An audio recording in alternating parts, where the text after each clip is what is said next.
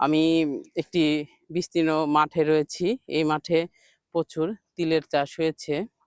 কিন্তু এখন যে ভারী বর্ষণ হয়েছে, ভারী বর্ষণের কারণে কিছু তিল মারা যাচ্ছে।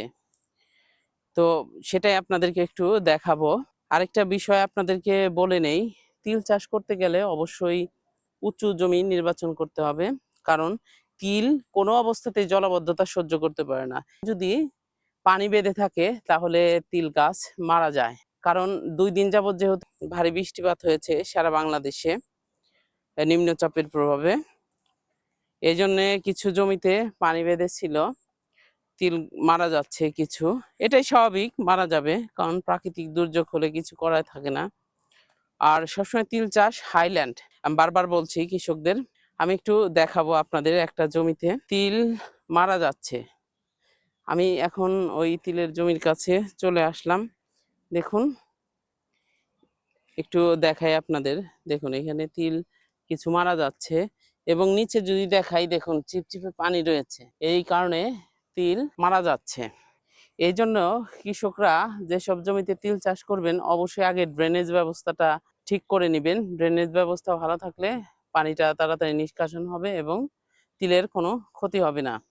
এবং আরেকটা বিষয় মনে রাখবেন, আগাম জাত এবং উচ্চ ফলনশীল জাত সেটি চাষ করবেন। বিভিন্ন জাত রয়েছে, সেটা আপনারা চাষ করতে পারেন। কৃষি অফিসের পরামর্শে আপনারা করবেন অবশ্যই।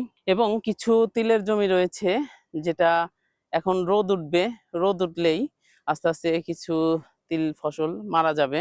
কিছু জায়গায় এরকম সমস্যাটা হয়েছে, যে সব জমিতে পানি জমেছিল।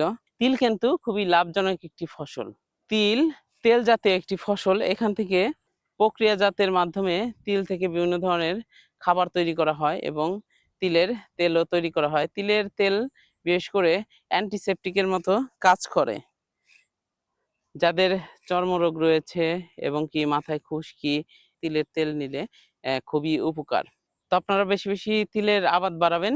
অবশ্যই উঁচু জমিতে তিল চাষ করবেন, এটি সবার কাছে আমার অনুরোধ থাকবে। এবং তিলের আরো বিভিন্ন বেকারি পণ্য এবং কি বিদেশে তিল ট্রের মধ্যে চারা দিয়ে ছোট ছোট যখন চারাগুলো থাকে সেগুলো কিন্তু তারা খায়। এটা অনেকে হয়তোবা জানেন না। তিল বিদেশেও রপ্তানি হচ্ছে। আমাদের রাজবাড়ী থেকে অনেক তিল বিদেশে রপ্তানি হচ্ছে। বিভিন্ন কোম্পানি রয়েছে কয়েকটা, তারা বিদেশে এই তিল রপ্তানি করছেন।